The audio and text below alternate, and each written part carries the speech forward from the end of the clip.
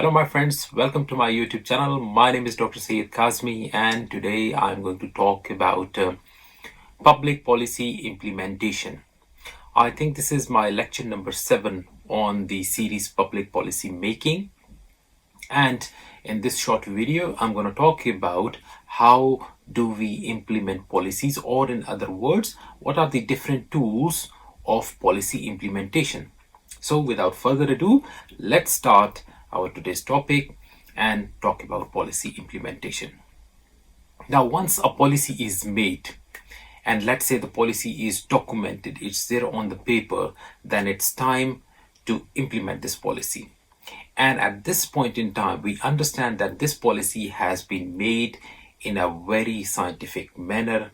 It has taken into consideration the ground facts, and it has also been approved by the approving bodies. So in case of state policies, it has been approved by the cabinet, it has been vetted by the parliament, or it is vetted by any other body which has got the authority to do that. So once a policy is made, then the policy has to be implemented. Now, how the policies are implemented. Now, whether these are the state policies, whether these are you call national level policies, or whether these are organizational policies, the principles remain the same. And keep it in mind that there are three things for policy implementation. In case of national policies, all you require is legislation, followed by organization, followed by programming, which includes budgeting as well. So three things: legislation at the top, organization, which means organization of the services, and number three, programming and budgeting. So we'll take them one by one. At the national level, once a policy is made, then it is very important to give it a legal cover. And this is very important because those policies which do not have got a legal cover, which are not transformed into legislations, then sometimes we have seen that there are a lot of problems at the implementation level. So either the public would not take it seriously, or sometimes even the state bodies, they do not take it seriously. So it's very important that a sort of legal cover is given to any policy that's. And I will give you the example of UK. Here, when the corona pandemic started, and when the cases started growing, and it became the number 3 or number 4 country in the world in number of cases, and also in number the rising mortality. So what the government did was, the government was interested in controlling the pandemic, so they enforced the lockdowns. Now, the lockdowns have to be given a legal cover. So laws were made, and by those laws, police were given the power that they would have the authority to enforce these lockdowns and find those people who break the rules. So a legal cover was provided. Similarly, when they decided that they wanted to decrease the number of imported cases from all over the world, they gave it a legal cover.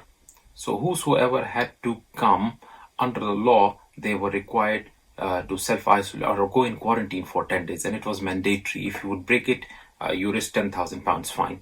So a legal cover has been provided to the policy. So in this small example, like in the case of UK, you see people started taking it seriously. So it's very important that for public policies, legislation is the topmost thing. Once you have made a policy, you make certain laws, and these laws are made by the legislative body. So they make the laws, and under those laws, a legal cover is provided to your policy. So this is number one.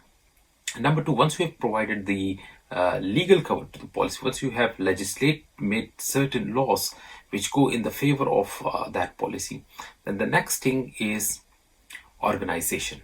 You need to organize resources. And your resources could be time resources, material resources, manpower resources. You have to organize all these things. So let's say if it is a departmental policy, then you have to make sure that certain resources, departmental resources, are given for the implementation of that policy. So organization means restructuring of the services, restructuring of the departments, so that there are certain people, there are materials which can help you implement that policy.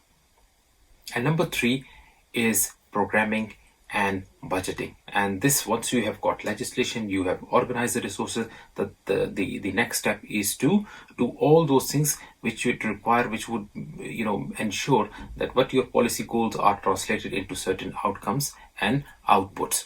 So for that, you need programs. That could be in the form of projects, that could be in the form of new programs. So what you need to do, you have got the resources, now you do the hiring, you make a new, let's say, a project with its timelines, you hire people, you do budgeting for it, you actually allocate resources for that. Because remember, if you don't allocate resources, then your policy is going to fail, because you would not be able to implement your policy. Just like any car is run on gas, similarly, all the policies, they require finances in order to implement them, in order to translate these goals or targets into outputs and objectives.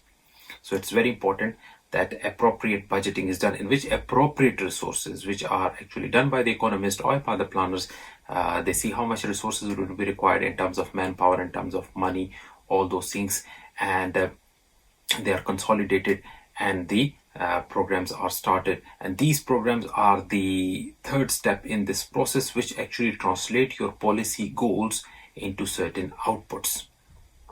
So remember that for policy implementation, there are three things: legislation, organizing, programming, and budgeting. These are the three things. You start with legislation, you go down to organization once the legislation has been done, and number three is, then the third step is making appropriate programs and allocating appropriate financial resources for that. And then you start a program, and then you implement it. And once you've implemented, then you monitor it to see whether those policy goals have been translated into policy outputs and outcomes or not. I would be later talking about some of the tools which are used in this implementation, like the monitoring tools and the evaluation tools, which I would cover in another separate lecture.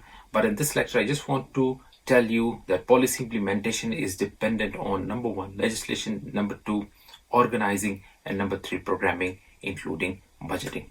So I hope in this short video you have understood what are the main pillars of policy implementation which are needed for a successful policy implementation. If you've still got any questions or queries, you please put down your question downs in the comment section below, and I will be more than happy to answer them. Thank you very much and have a good day. Bye bye.